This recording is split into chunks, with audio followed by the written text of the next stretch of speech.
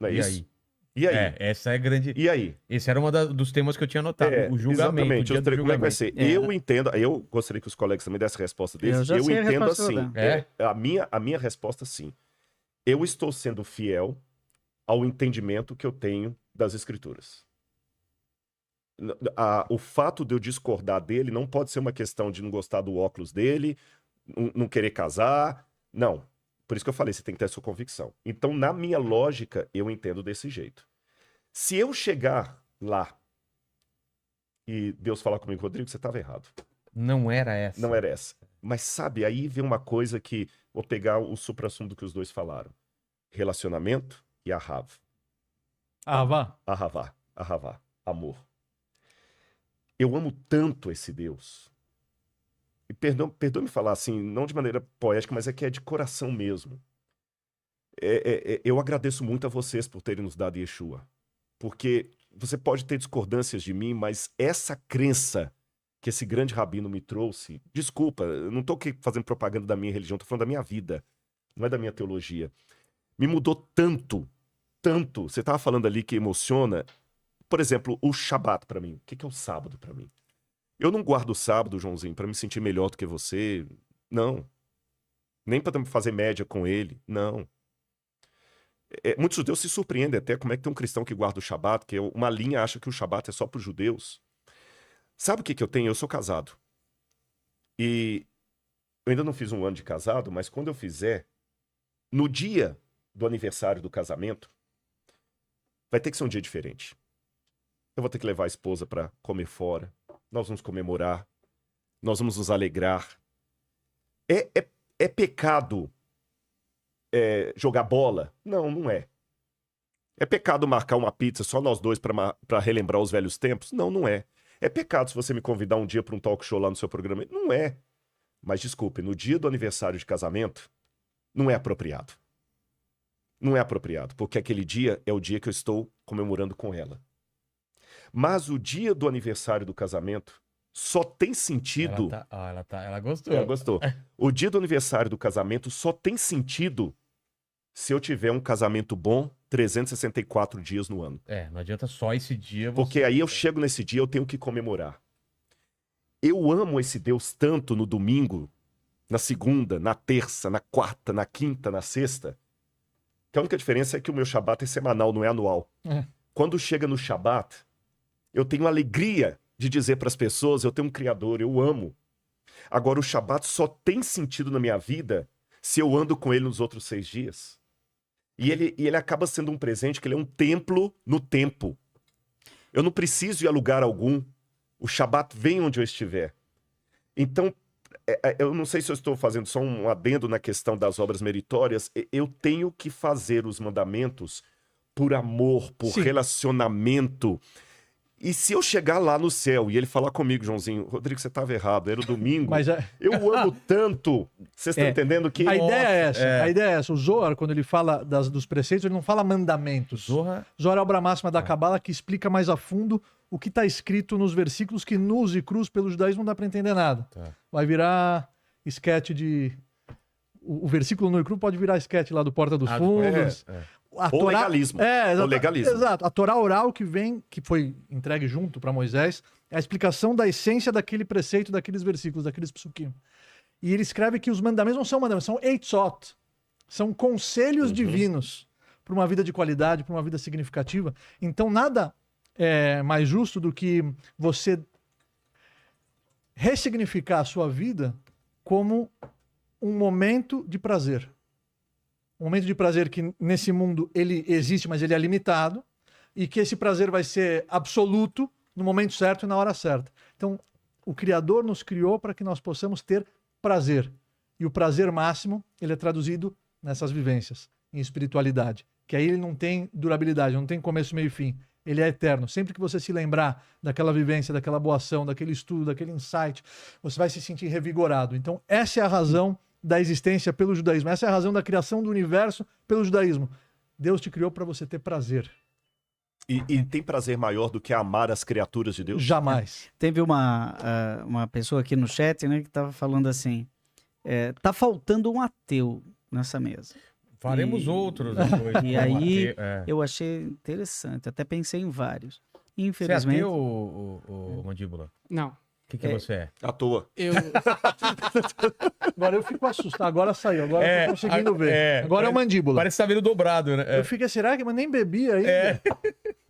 Você acredita em Deus? Tem 2 mandíbulas. eu acredito, mas não sou. Não é praticante. Não sou praticante e não sei ao certo qual caminho seguir. opa, Essa- tem essa- 3 aqui. é- Hoje ele vai decidir. Hoje ele decide, hein? Né? Essa é Mas a- Mas o meu o- tio era ateu.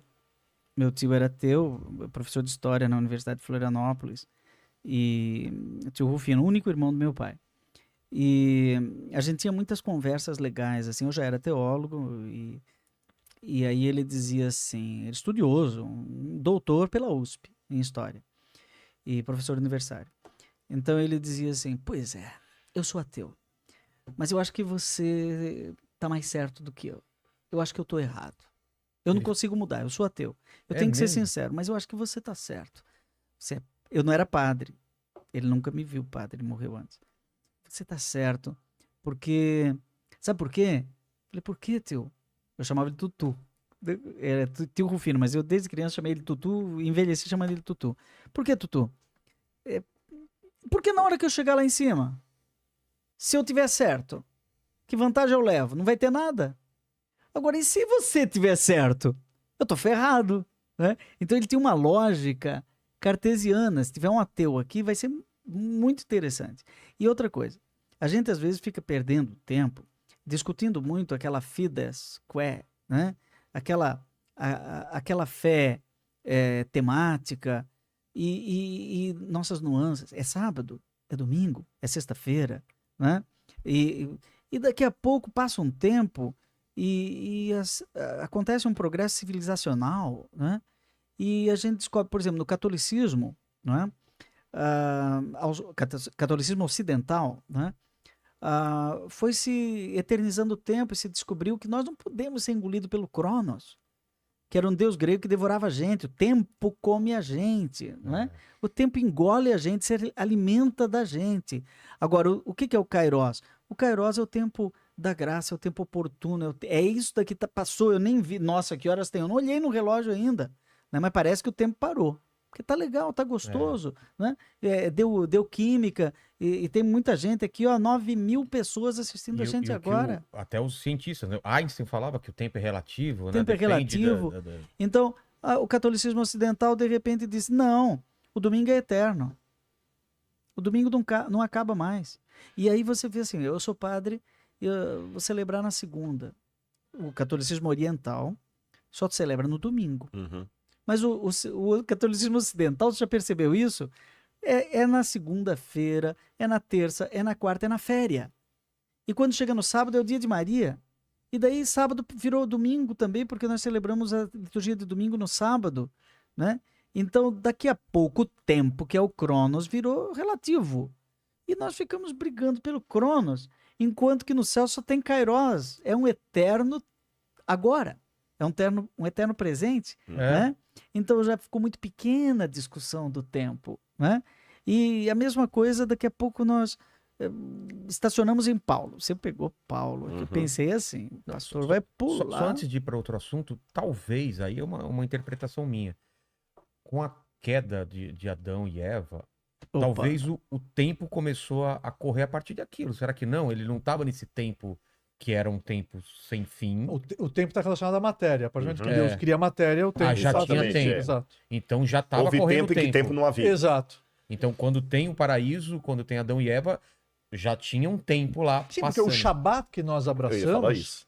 é exatamente isso. É um testemunho do povo de Israel que Deus é o Criador. Porque Ah. ele criou o universo, ele criou o mundo em 6 dias e no 7º dia Ah, ele tá. parou de criar. Tá. Então no 7º dia nós também paramos de Entendi. criar, testemunhando que ele é o Criador. Esse é o espírito do Shabat. Entendi. É. Desculpa, Esse é, um testemunho. Uhum. eu queria- só essa queria entender história. isso. Não, Se o tempo ele começou a correr do jeito que a gente tem hoje, de envelhecer, de o tempo passar e tal, a partir do... A partir de que ele criou a não, e matéria. é muito interessante porque para Deus tudo é agora, não é? Então, quando a gente morre, nós entramos no tempo de Deus, né? É no vértice, né? Então você vai para o tempo de Deus. Claro que a gente não consegue entender isso porque nós somos prisioneiros do antes, durante e depois. Então tem até umas coisas assim curiosas que a escatologia de todas as religiões também, a escatologia judaica, a escatologia A escatologia é o que fala as dos coisas últimos tempos, finais. as coisas É finais, né? o que vai ser depois, né? Por exemplo, céu, inferno, purgatório. E como eu chego lá, tem um juízo. Juízo final, juízo particular, parousia. Se começarmos a discutir escatologia aqui, vai ser O que que é deliciosíssimo. parousia? O que que é? Parousia é quando Jesus voltar, né? A segunda vinda de Jesus A palavra grega. é uma... E o fim dos tempos. O Tá. tempo tem um fim, né? Entendeu? É tanto assunto que quando a gente começa a estudar esse assunto do tempo, a gente chega, mas peraí, eu ainda estou no tempo, né? Bem- Mas Deus não está. E é interessante que o Eclesiastes diz, né, que Deus colocou a olam no coração das pessoas, que eles traduziram por eternidade. Tem palavras do hebraico que você Colocar traduzir ao pé da eternidade letra, no nosso eternidade coração, no o que nosso quer dizer coração. isso? Eu entendo assim, não sei qual posição do Sami. Sani, com N. Sani. É. Ah, N de perdão. navio. N de navio. É. Desculpe-me. Então, assim, Deus colocou a eternidade no coração do ser humano, essa sede pelo sagrado. Sim. Pelo transcendente, para citar o Karl Rahner, o transcendental. Você pode olhar que todos nós, mesmo quem é ateu, eu digo o seguinte, se tem uma oração que qualquer ateu honestamente possa fazer, seria que Deus exista, amém. Porque se Deus existir, é muito bom. Agora, se Deus não existir, gente, vamos ser sinceros, o que é essa vida aqui? A vida nesse mundo sem Deus, por mais, com todo respeito aos ateus que estão nos ouvindo, eu já vi 1000 explicações, estou falando agora até de uma espiritualidade ateia, que você pode encontrar sentido da vida na natureza e tudo. Ah, Respeito. Mas vamos ser muito realistas. Se não há Deus, se tudo isso é bobagem que nós estamos falando aqui, já dizia o poeta Fernando Pessoa, nós somos apenas cadáver adiado que procria. Ponto. E num processo de desintegração lenta. Dia após dia, dia após dia. Ou seja, nós já nascemos condenados. Pela ciência, eu não sei até que idade, mas a gente, a partir de uma idade, não sei se é 7, você pode até pesquisar no Google, a gente já começa a morrer, né? A gente vai perdendo, Sim, não é? mas só que interessante, tem alguma coisa dentro de nós, independente de ser judeu, cristão, ateu, muçulmano, tem alguma coisa dentro de nós que diz que algo está fora de lugar. Por mais que a gramática permita, leucemia e criança não combina na mesma frase. Ó, posso cantar uma musiquinha? Né? Pode. Tem um padre da nossa congregação, todo mundo vai lembrar agora que está assistindo, ele chama Padre Zezinho. Pô, demais. Claro. Todo mundo conhece. Minha É mãe, meu colega, moramos na mesma casa, comemos do mesmo pão, e ele celebrou 80 anos. Eu adoraria Caramba. trazer ele aqui, ele ia gostar. Poxa, Tem adoraria. como tirar? Minha Será mãe- que não tem, está desafinado? Mas a Tá gente afinado? afina. Se tem uma corda, dá pra tocar. Você afina? Agora, Não, eu agora o homem afino. foi. Ah, Eu você afino. Né? Um pedacinho de uma música do Padre Zezinho que Eu vai, acho que eu sei qual. que vai falar poeticamente isso que o Rodrigo acabou de Um falar. grande amigo meu. Não, esse? não. É também essa Que daí, sua fé perdeu. que era um ateu. No dia de Natal me procurou.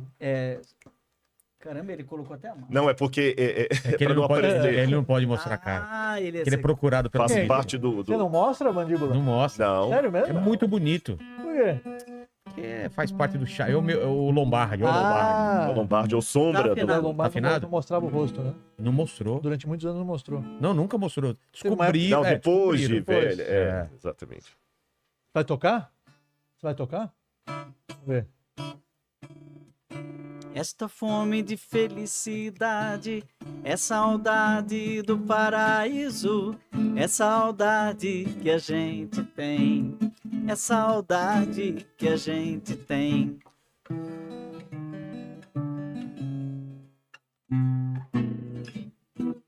Esta fome de felicidade é saudade do paraíso, é saudade que a gente tem. Não é impressionante? Exatamente. Pensa no que ele falou. Essa fome... Essa fome de felicidade é saudade. É o tipo do verso perfeito, né? Essa fome de felicidade é saudade do paraíso. Eu saí do paraíso, você falou, né? Saiu do paraíso, mas o paraíso não saiu de mim. Exatamente. Né? Tem uma lembrança inconsciente aqui dentro. De um lugar onde eu nunca estive. É, Que a nossa própria essência como se passasse de Exatamente. ter passado para Porque ter passado. tem um salmo, né? o 116, que o rei Davi ele fala o seguinte: Shuvinavshi lemnuchaichi, Minha alma Minha alma quer tem- voltar, minha alma quer É. voltar para o repouso dela. Mas que repouso é esse? É. Tem uma sede que existe dentro Que essa de cada casca ser nossa humano. tá aprisionando isso. Exatamente. É. E aí você vê muitas pessoas que possuem muita riqueza, que conquistaram o sucesso, que eu falo bastante que o sucesso não está conectado com a felicidade, porque a Não. felicidade é um estado emocional, é um estado de espírito, porque a sociedade impôs como uma regra de que você só vai ser feliz se você tiver o carro do ano, só vai ser feliz se você tiver uma casa com piscina, você só vai ser feliz se. E eu me lembro de um homem que eu visitei no hospital, que eu entrei lá no quarto, a enfermeira falou para não entrar, porque ele era muito agressivo, muito rabugento. Quando ela falou isso, me deu vontade de entrar.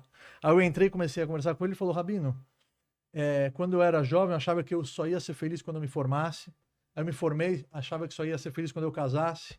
Aí casei, Ter vi meus filho. amigos tendo filho, só ia ser feliz quando eu tivesse filho. Aí eu tive meu filho, meus amigos não aguentavam, os filhos estavam casando, tinham netos, pegando o neto no qual só eu vou ser feliz quando eu também encaminhar os meus filhos e tiver os meus próprios netos. Ou seja, eu condicionei a minha felicidade no futuro. E hoje eu tô nessa cama de hospital. A Eu não felicidade está onde vivi. eu não estou. Exatamente, eu não vivi a minha vida. Então, o rei Davi A felicidade não é um lugar onde Não você é. caminha pra lá, é um estado. é um né? estado emocional. É. E a essência é esse retorno, que a alma ela quer voltar Mas para essa paz, para essa A renovada. questão da saudade o Carlos Mestres tem um livro sobre Gênesis 1 a 11, que é genial, né? Os 11 primeiros capítulos da Bíblia é alguma coisa que dá para passar a vida estudando.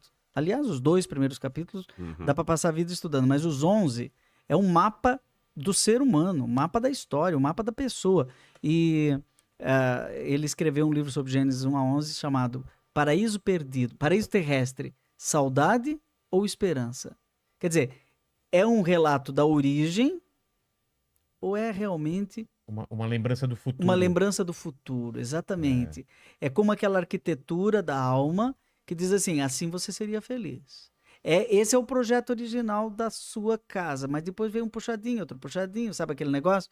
Aí pega o mapa original e vai ler e diz, assim era melhor, né?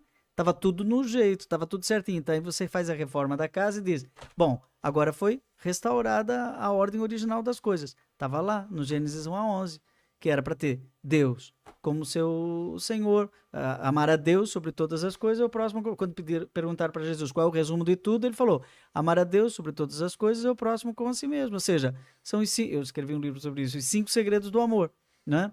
É ter Deus como... Agora, quando começa a inverter as coisas, eu coloco as coisas em cima, Deus do lado, então vai ser esses deuses. Quando eu coloco o irmão embaixo, então Caim mata Abel. E quando eu coloco as coisas lá para cima, daí eu tenho que vestir roupa, máscara, eu tenho que me disfarçar, não perco a identidade. E aí eu perco o paraíso. Mas lá dentro de mim tem a fome. A fome, saudade. A fome. Uhum. Eu gostei desse termo. Inclusive, eu vou contar uma história que o Rodrigo vai se emocionar, porque ele gosta de Israel. Eu sei que ele viajava todo ano.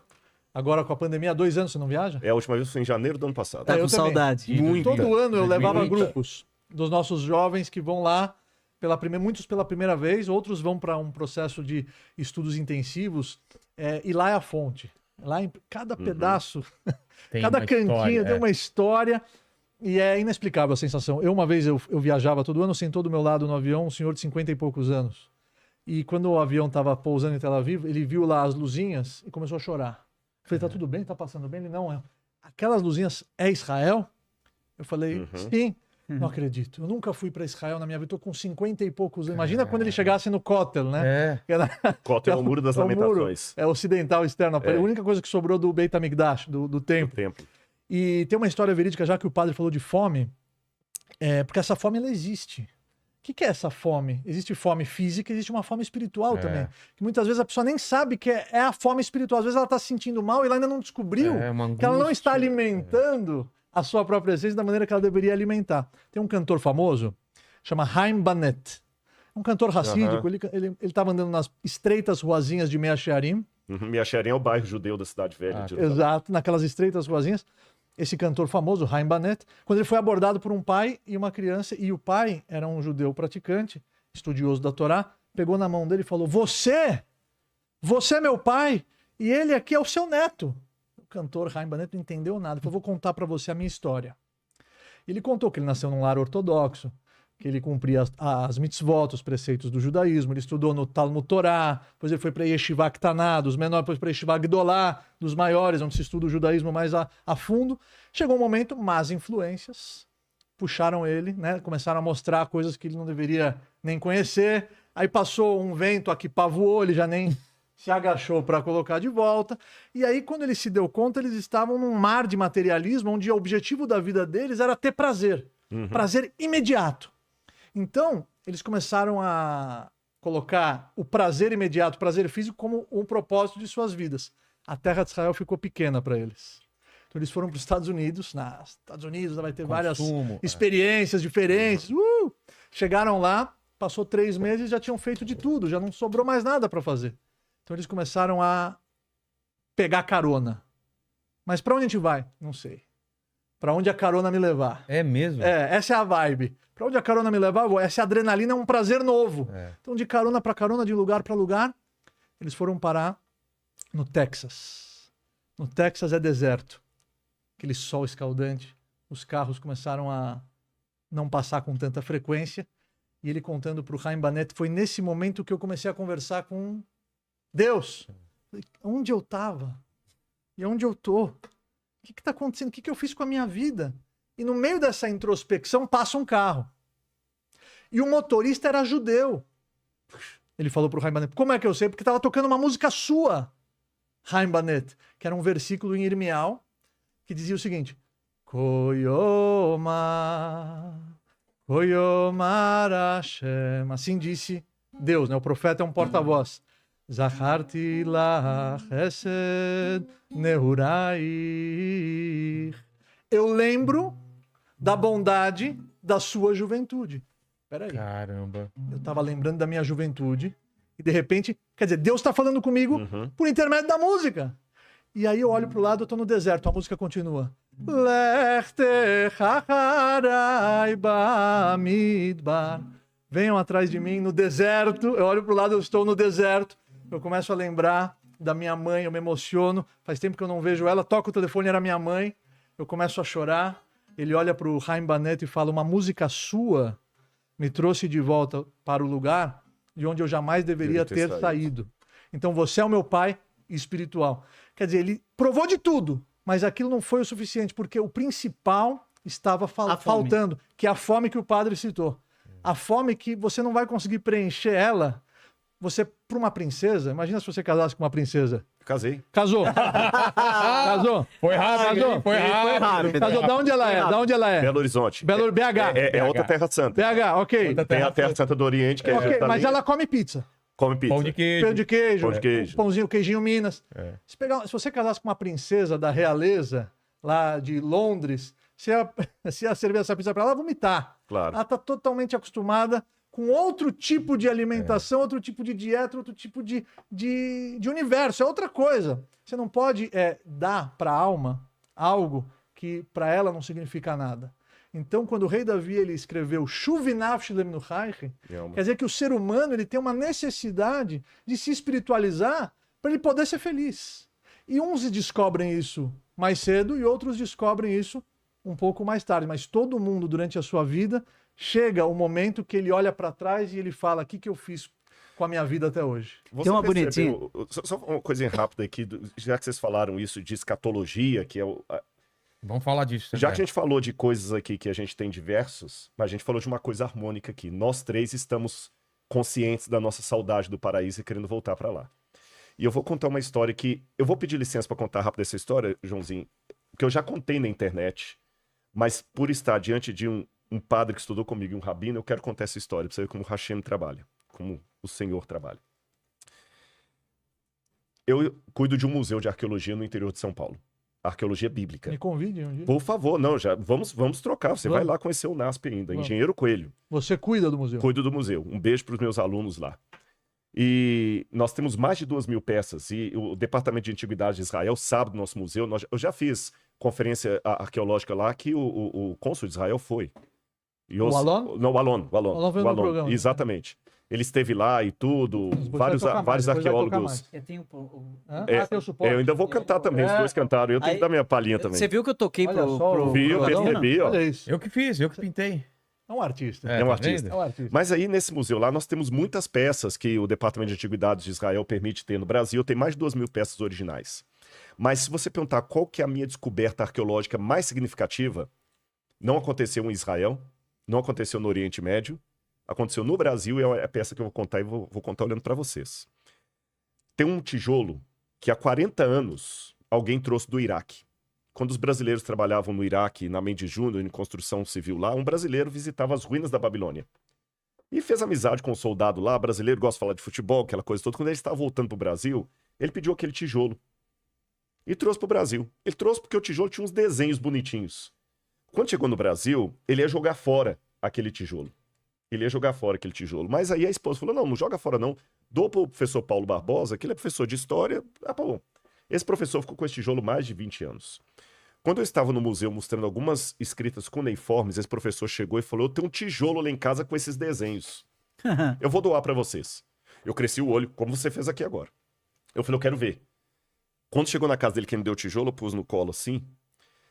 E eu falei, professor, isso aqui não é desenho, isso aqui é escrita acadiana. Ele falou, o que está escrito? Eu falei, não dá para ler igual se ler o jornal. Mas dá para traduzir, porque em arqueologia a gente estuda egípcio, arcadiano. E eu traduzi. As 3 linhas do tijolo dizem assim, eu sou Nabucodonosor, rei da Babilônia, provedor dos templos de Esagla e Êsida, e filho primogênito de Nabopolassar, rei da Babilônia. Quando eu traduzi o tijolo, eu publiquei a tradução num artigo indexado, a gente precisa disso para o currículo Lattes. Aí depois veio a vez de datar o tijolo. Aí eu fiz uma parceria com a USP, eu já estava estudando na USP nessa época, para datar o tijolo pelo IPEM.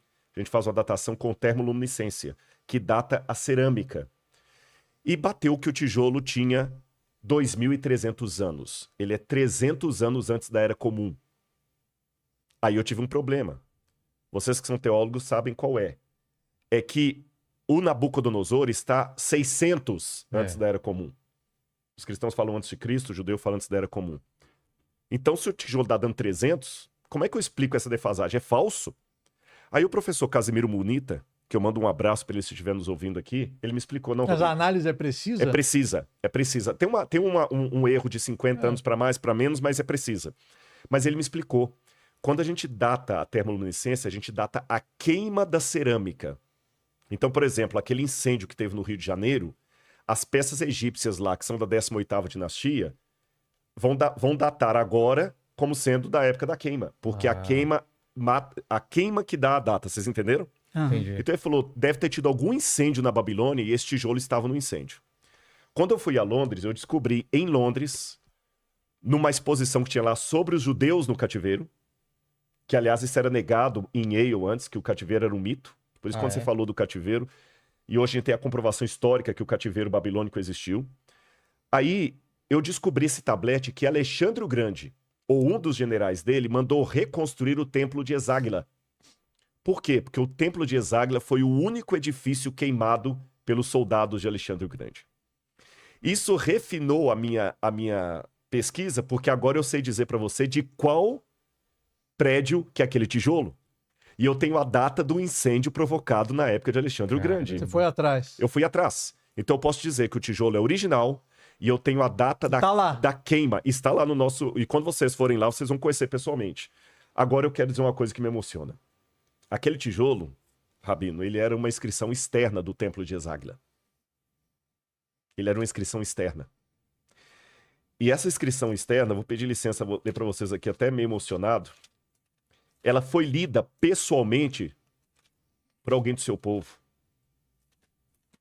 O Navi, Daniel, embora eu sei que tem uma discussão judaica se Daniel era profeta ou não, porque ele profetizou fora de Israel, não vou entrar no mérito aqui, mas mesmo que não seja colocado como Navi, profeta, ele era um escritor que está no... Faz parte das escrituras. Faz parte das escrituras. E Daniel começa o livro dele assim. No 3º ano do reinado de Jeoaquim, rei de Judá, Nabucodonosor, rei da Babilônia, veio a Jerusalém e a sitiou. O Senhor entregou nas mãos dele a Jeoaquim, rei de Judá, e alguns dos utensílios da casa de Deus.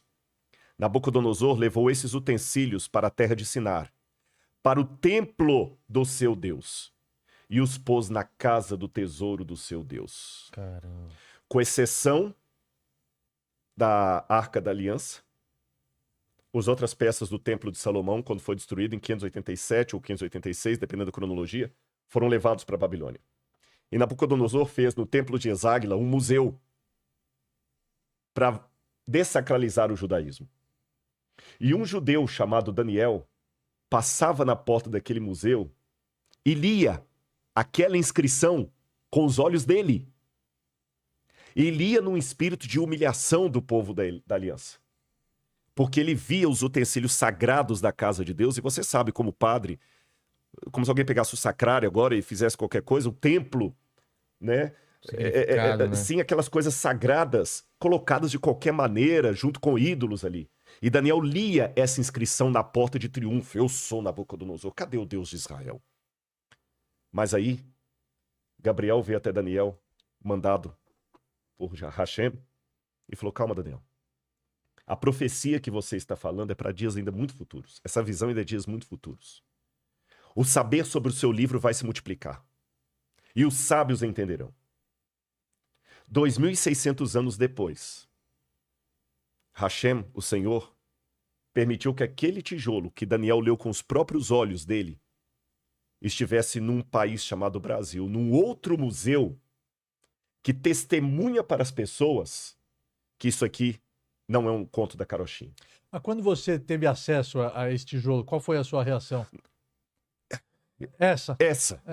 Talvez com mais intensidade. Tem coisa que é mais mostrado, sabe? E até hoje eu me emociono falando isso, Tá vendo porque uma quando as coisa que pessoas vão lá, tava na mesma eu época. mostro assim: você hoje pode ter dificuldade, você pode, mas olha, Daniel morreu sem ver isso, mas Hashem, que já conhece o futuro desde o passado, Deus não pensa, Deus sabe. Ele não raciocina, ele não chega a conclusões, ele já sabe o fim desde o princípio. Agora, Ele Nabucodonosor, ele era tão ganancioso, esse Nebuchadnezzar, que antes de morrer ele escondeu os seus tesouros. Exatamente. Para que nenhum homem tenha acesso à sua riqueza. Quer dizer, ninguém pode ser tão rico como eu fui. Exatamente. Então, olha a mentalidade desse homem antes de morrer e olha a mentalidade de outras figuras antes de partir. Exatamente. E aquele tijolo, eu digo para vocês, meus irmãos, Tá lá. ele tá lá. Vocês vão ver. Para mim é o pedaço que tem. E quando eu tô com problemas na minha vida, dificuldade, eu lembro de Daniel e do tijolo que Hashem permitiu vir à minha mão para eu testemunhar. E só para fechar Sabe isso que essa aqui... sensação que você teve, eu tive quando eu fui nas escavações do muro Sim, das aquele Lamentações, sim, e eu cheguei perto do lugar mais próximo do que santo existe do do Kodesh HaKodashim. HaKodashim. Do santo do santo. Vilela, quando eu rezei lá, ninguém conseguiu me Eu tirar. também. Eu fiquei lá, É uma o coisa- grupo foi embora. É. Eu fiquei lá. É uma coisa poderosa. Eu não saía de lá. É a fome. É a Exato. fome. É a a fome. sede. É a sede, é a fome. E só uma frase para terminar meu raciocínio aqui. Sabe o que é isso que eu digo? Todos os problemas que eu passo nesse mundo são passageiros. E as coisas boas são degustação. Exato. Porque eu vou voltar para o paraíso.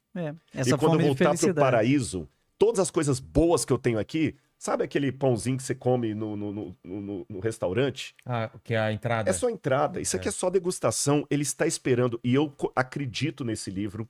Eu acredito que essa história tem um rumo e que nós vamos encontrar com o Criador. Eu queria dar esse testemunho aqui porque, vocês viram, tem diferenças de opinião, mas tem unidade também. A fome é a mesma, né? Nós A aqui fome é a mesma. estamos com vontade de voltar para o paraíso. E o mais importante, para até agregar as palavras do querido já amigo, Rodrigo, irmão, não importa quantos anos você vai viver, não importa quantos anos vai ter a sua vida, e sim quanta vida tem nos anos que você vive. Uhum. Esses dias eu vi uma frase que... Essas Quanta bobagens... vida você vai colocar no seu... O mais importante não será quantos anos teve a sua vida, e sim quanta vida teve em seus anos. Exatamente. Isso é viver, de verdade. Estava vendo uma frase que acho que resume toda essa nossa conversa da fome, né, do paraíso, da saudade, né, essa teologia da saudade, e que no fundo é uma teologia da motivação. Uhum. Vendo o Rodrigo falar isso, tem um monte de gente aqui, já estou desmotivado, que conversa longa, e o outro estava dizendo aqui. Você está lendo os cara, comentários, padre? eu tô lendo tudo Não, aqui. não eu vou leio, ler não agora. leio. Tem uma lei Não da leio. internet, não leia. Caramba, leia. não, eu amo, já não tem problema com isso. Outros estão dizendo, não, mas caramba, que coisa incrível. Às vezes, a pessoa perdeu o êxtase, né? Então, Santo Agostinho diz assim, o costume mata o êxtase. A pessoa se acostumou, então, ela tem um milagre na frente dela e não vê. Exato. Esse programa aqui é um milagre. É. E a pessoa talvez ela esteja diante de um milagre e não vê. O Rodrigo estava colocando ali, os judeus pedem milagres, os gregos reclamam sabedoria. Nós pregamos a Cristo. E pregamos a Cristo, mas é o milagre todo, Jesus dizia, né? Olha, tem Corozaim, aconteceram milagres, você não viu. Mas quantos milagres estão acontecendo aqui nessa noite? E talvez a pessoa não tenha olhos para ver o milagre. Quantos Então, milagres vão acontecer de pessoas que vão ver esse vídeo daqui a 5, 10 anos e vão vai perceber. vão perceber algum tipo de chamado, algum tipo É de... possível de- lobo e cordeiro pastarem na mesma relva. É possível pastor, padre e rabino conversarem em cima de uma mesa Mérito seu, conceitual. mérito seu. Sabe? Mérito seu, Vila. Não, não. É você que promoveu. Foi. Você é que promoveu. possível. Foi. Então, É inédito isso. Você quer que dizer, promoveu. Mérito seu. é possível. Aí a frasezinha bonitinha era a seguinte: qual a diferença entre o pobre e o rico? Não é? É que o pobre tem uma casinha na beira de uma lagoa, pega um peixe, come. E o rico? O rico tem tanto dinheiro e ele pode de tudo, ele vai no shopping center, mas ele trabalha, ele tem a riqueza porque ele ralou, e aí ele ficou doente. E aí ele foi no médico, e aí ele passou por um tratamento, e aí ele se curou, porque ele tinha bastante dinheiro. E aí ele ganhou mais dinheiro, e aí ele ganhou mais dinheiro. E aí, por fim, ele se aposentou. E aí ele diz, agora eu não vou mais trabalhar, vou comprar uma casinha na beira da lagoa para pegar um peixe. É o Ford. É, Não é isso? É isso. Exato. Então, a questão é que tá às vezes Tá muito perto, às a vezes, felicidade está muito perto da gente. Você acorda Uhum. e liga a torneira lá, né? E sai água. Um banho quente, às Um vezes. banho quente. E você diz, é normal. Caramba, não é normal. Não. É um milagre. Perguntaram para Eu um tô rabino respirando, uma é vez, o normal. rabino Noah Weinberg. Talvez você já ouviu falar. Ele, o Esha Torá, Nossa, sim. que é em frente ao Kotel, Aham, uma yeshiva, o Esha aham. Torá. Ele é o Rosh Yeshiva, ele era o mestre espiritual dessa yeshiva. E perguntaram uma vez para ele, o que você diria para alguém que quer se matar? Imagina você tá na cobertura de um prédio e tem uma pessoa lá, eu vou me jogar. Ele gostou de você. Você tem Você um tem minuto um minuto pra convencer. para convencer ele a jogar. não se jogar. O que você falaria Meu Deus. para essa pessoa? E aí o rabino Noah Weinberg falou, eu falaria o seguinte, bom, provavelmente se você quer se matar, você tem vários problemas, a tua vida não está boa, você talvez está desempregado, está com problemas no seu relacionamento. Imagine que, fora tudo isso, todos esses testes de adversidade, todas essas dificuldades e sofrimentos que você está vivendo, você ainda fosse cego. Você se jogaria? Ele falou, já estaria lá embaixo. Falou, então, imagina a cena, com todos esses problemas e ainda cego. Você vai se jogar, de repente, Começa a ver. você enxerga. Você para, você começa a ver o céu azul. Só que Você já tá começa- caindo. Azul. Não, você tá. Pra se jogar, você Antes de se jogar. vê o céu azul, você começa a ver o pássaro voar, você começa a enxergar. Você se jogaria naquele momento? Pô, não. Eu ia usufruir um pouco da Da visão. visão que eu acabei de receber de presente, mas provavelmente ia passar 1 mês, 2 meses, eu ia me acostumar com isso e ia querer me jogar novamente. Aí o rabino Noah Weinberg falou: esse é o segredo da felicidade. Não se acostumar. Uhum. É.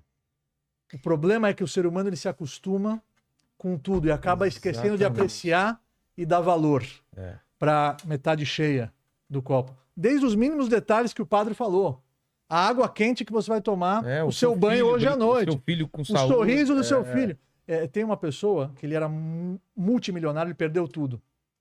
E ele falou para mim, Rabino, todo o meu dinheiro não vale o sorriso que eu recebo do meu filho quando eu chego em casa do trabalho hoje. Hoje eu trabalho para viver, eu sou classe média, mas eu era multimilionário. Todo o dinheiro que eu tinha, eu não troco pelo sorriso do meu Claro. filho que me espera do trabalho para me dar um abraço. Então, a tefilá que a gente faz todos os dias, a Amidá, o judeu reza três vezes por dia. Shacharit, Minha e Arvit. E Pela manhã, tarde e à manhã, noite. tarde e noite. E por mais que são as mesmas palavras do Sidur, que foram estipuladas por Anshei Knesset Hagdolah, pelos sábios da grande assembleia, é impressionante. As mesmas palavras, eles mentalizaram e desenharam essa ordem estrategicamente. Cada palavra tem uma essência, mas apesar de ser o mesmo texto, Vilela, Rodrigo e Padre Joãozinho, nenhuma reza é igual à outra. Uhum. Apesar de ser o mesmo texto, nenhuma reza é igual à outra. E tem uma passagem lá que a gente agradece. Modim anachnu lach. Nós agradecemos. É o momento que eu costumo demorar mais um pouquinho. Eu fico assim, Modim anachnu lach. E uma das linhas diz o seguinte. Al nisecha ve'al nifleotecha shebechol yom imanu. Nós agradecemos e reconhecemos os milagres que aconteceram conosco todas as manhãs e todas as noites. Mas espera aí, eu não vi milagre hoje. Você não soube enxergar, mas ele estava lá. Eu escrevi um livro chamado O Milagre de Teresa, que aconteceu na Baixada Santista, né? Um sujeito foi curado lá e a Igreja Católica pede um milagre para canonizar alguém. Madre Teresa de Calcutá virou Santa Teresa de Calcutá por um milagre que aconteceu em Santos. E aí eu escrevi esse livro sobre esse milagre e como que ele aconteceu e tal. Não veio o caso, chama O Milagre de Teresa, está publicado pela editora Planeta. E o que mais me impressionou é que eu não tinha me dado conta que milagre é maravilha. Milagre é maravilha. E ver milagre significa experimentar uma coisa. Maria, né? O Senhor fez em mim maravilha. E o mundo de hoje se acostumou e perdeu a capacidade de se maravilhar diante de coisas. E aí perde a chance de ser feliz. Por exemplo, o padre e o pastor cantarem juntos uma canção. Não cantar, eu tocar e você cantar. Será que a gente é capaz? Você sabe Amazing Grace? Que tom? Você quer que tom? Baixo. Era aí que É só depois... você me dizer o tom. Amém. Essa música é bonita, porque ela foi feita por John Milton. Eu vou cantar em inglês, que eu não se lembrar a letra em português. Eu acho que em Lá maior fica bom pra você. Olha só, o padre toca. Amazing grace, how sweet the sound that saved a wretch like me. I once was lost, but now I'm found. Was blind, but now I see. Quer dizer, preciosa graça, né? Tem voz boa, tem voz boa. me né? tocou. Grave. Agora, grave, hein? eu Você queria toca só... alguma judaica, não? tem... Aquela que você quiser, eu já tem tava... Ele muita acompanha, ele Qual? vai- Qual? Aquela que você quiser, eu toco. tem Não, mas uma- você vai tem uma- tirar agora tem uma- ou tem uma que você já sabe? Não, qualquer Tem uma uma que judaica você boa pra toca. gente cantar aqui. Qual que é? É aquela... só porque eu falei, agora eu esqueci aquela... Você, Shalom. Ou seja, que até do Conhece? povo se unir, que o povo esteja unido, que o povo é como Hinei Matov Umanaim Shevetahim Mas Gamyar. tem que ver se o padre sabe. Sabe, padre? Eu sei. Não, fala com você. Ah, lá. Não, porque eu conheço o artista, o músico. Não, eu tiro agora, tá, mas eu quero proporcionar a melhor experiência possível para o seu Ai, ai, telespectador. ai, ai, ai. Então, fala uma que você já conhece. Não, eu nasci com isso daqui. Esse Qual- negócio é. aqui... Qual- Você, Shalom. Pode Por exemplo, nós estamos Você, falando agora Shalom, da união. A união, Tá. né? Que apesar das diferenças, nós podemos mostrar para o mundo que o diálogo pacífico e respeitoso, onde cada um é fiel e está enraizado àquilo que acredita, mas sem desrespeitar o que é sagrado para o outro. Então essa é a grande lição dessa live. Então, música tem dele como? uma que faz parte da nossa reza, o Se Shalom Bimbromav, Hui Se Shalom Aleinu, aquele que faz a paz nas alturas, Que faça entre a água e o a fogo, paz entre nós. faça a paz aqui na terra também. Ao tom. Vai lá, eu pego. Você... Não, vamos mais grave para depois a gente Tá. some. Você Shalom Bimbromah Se Shalom Aleinu Ve'al Kol Israel Ve'imru Amen. Ose Shalom Bimromah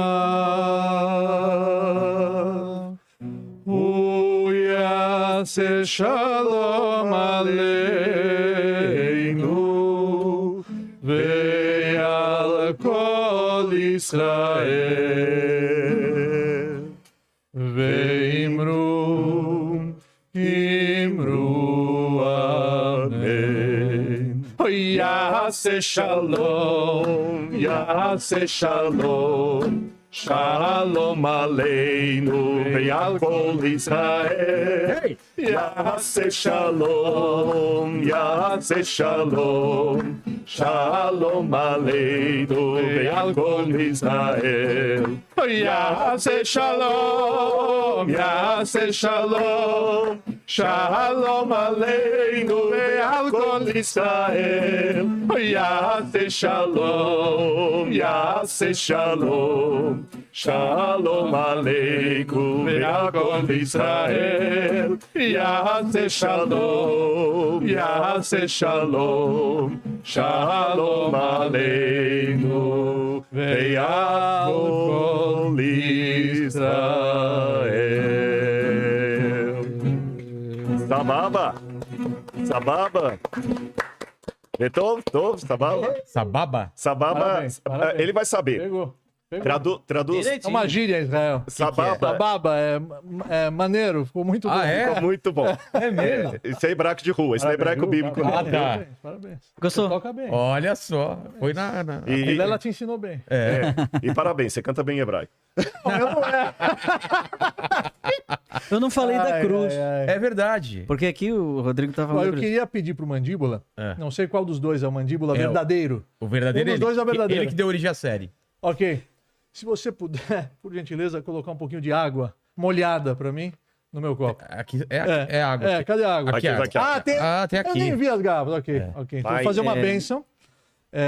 Antes de beber Uhum. e antes de comer, nós abençoamos. Sim. No Salmo você diz: Shamaim, Shamaim la Hashem, Ve'aretz natan livnei Adam. Os céus pertencem a Hashem, mas ele deu a terra para os seres humanos. Mas nós precisamos pedir permissão e agradecer.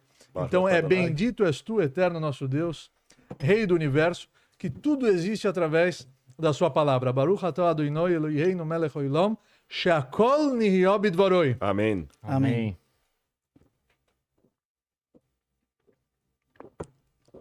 Agora sim, estamos há 3 horas falando sem beber. É. Você sabe que tem uma história interessante de hebraico? É.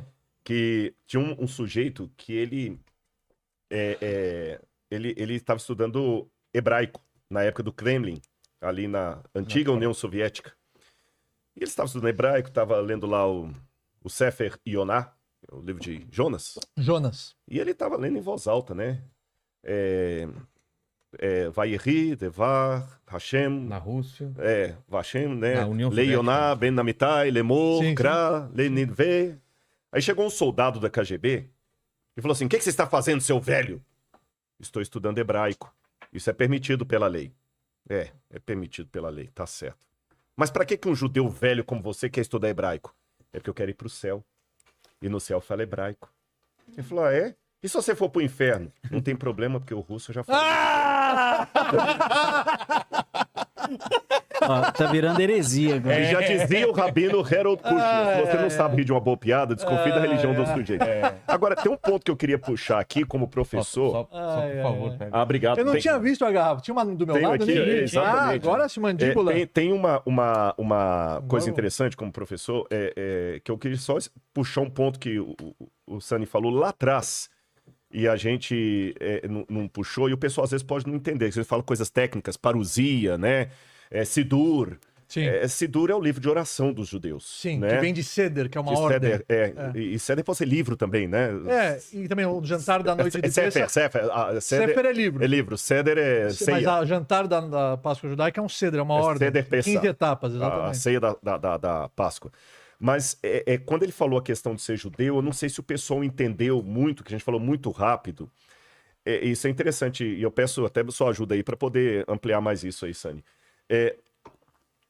Havia Abraão, que aliás é interessante esse nome, uma das possibilidades do nome hebreu, que Ivrit é hebraico, hebreu em hebreu, pode ser aquele que cruzou, que veio de fora cruzando. Da outra margem. De outra margem. O Abraão, a Ivri, é que ele... O mundo inteiro estava numa margem, E ele cruzou de outro, porque ele Exatamente. passou o rio Eufrates e veio pro lado de cá, né? E aí ele tem Isaac tem Jacó tem 12 filhos. Aí que vem as 12 tribos de Israel. Depois de Salomão, houve uma briga ali, que as tribos do norte ficaram no norte, seguindo Jeroboão, e as tribos do sul, que seria Judá, metade da tribo de Manassés, os levitas ficaram no sul também, embora os levitas não tinham uma terra para eles. E criou então o reino do norte e o reino do sul. O reino do norte, capital Samaria. O reino do sul, capital Jerusalém. Aí numa briga entre irmãos, o rei do norte fez um acordo com a Síria para atacar Jerusalém. Jerusalém fez um acordo com a Assíria, para atacar o norte. E a Assíria veio em 722 antes da Era Comum, acabou com o Reino do Norte, expatriou aqueles hebreus ali, israelitas, né? Acabou com eles e só sobrou, grosso modo, se eu desconsiderar a tribo de Levi, grosso modo, a tribo de Judá. E Yehudá. Quando vem Nabucodonosor, aquele pedaço que eu li de Daniel, Sim. o que sobrou eram os levitas e a tribo de Judá. Tribo de Foi o que sobrou. E quando eles voltam da Babilônia para reconstruir o reino, quem voltou foram os da tribo de Yehudá, ou Judá. É por isso que hoje você já não distingue mais, eu sou da tribo de Issacar, eu sou da tribo de Naftali. Todo mundo agora é judeu. Israel é judeu. Mesmo que a rigor, agora me corrija se eu estiver falando bobagem aqui, quem tem o sobrenome Cohen provavelmente tem uma ascendência da tribo de Levi. Se eu falei bobagem, pode me corrigir em público aqui. O Cohen saiu de Levi. Os Coanim saíram da tribo de Levi. Agora, o Levi, o Cohen de hoje também é tradição. Porque os sobrenomes e também tradição de pai para filho. Entendi. De pai para filho. Até tem um judeu que falou, eu quero ser... Rabino, eu quero ser Cohen. E aí, não posso... Não, mas eu pago. Não, mas não é questão de pagar. Falou, não, mas eu pago quanto for. Põe um número aqui. Escreve aqui o valor aqui no cheque. Não, mas não é questão. Então ficou 2 horas conversando com ele. Mas me diga uma coisa, por que você quer tanto ser Cohen? Ele falou, não, porque meu pai era, meu avô era, eu também quero ser. Exatamente. Pô, então você é. Exatamente. Mas é interessante o que ele falou, porque Leá, ela teve 4 filhos com Já fala Jacó. em português, Lia. Leá, porque Jacó ele casou com Leá, casou com Rachel, e Leá ela teve 4 filhos com Jacó. E ela achava que ela ia ter só 3. Então quando ela tem o 4º, ela fala, Apamodet Hashem, eu vou agradecer a Hashem agora com mais força, porque ele me deu mais do que eu achava que mereceria. Então a essência do nome Judá e Eudá é Odaá, que é gratidão. Então a essência do povo de Israel é reconhecer, é agradecer, sendo que a gente agradece antes de comer, depois de comer. Até tem uma velhinha uma vez que me encontrou e falou, mas vocês são fanáticos. Come, reza. Vai dormir, reza. Vai no banheiro, reza. Aí depois reza. Fanáticos. Eu falei, não, mas não é fanatismo, essa é a essência de Eudá, Odaá, essa é a essência do judaísmo. E justo essa é a tribo que sobrou. Interessante isso. Aliás, eu tenho uma pergunta para você, me permite? Claro. Que agora me tem uma dúvida sincera aqui. Isso aí é uma coisa interessante, um perguntar para o outro. Exatamente. Se, não quero entrar em questões políticas, do Domo da Rocha, nem nada, mas suponhamos que Israel consiga reconstruir o templo. Suponhamos, uma suposição.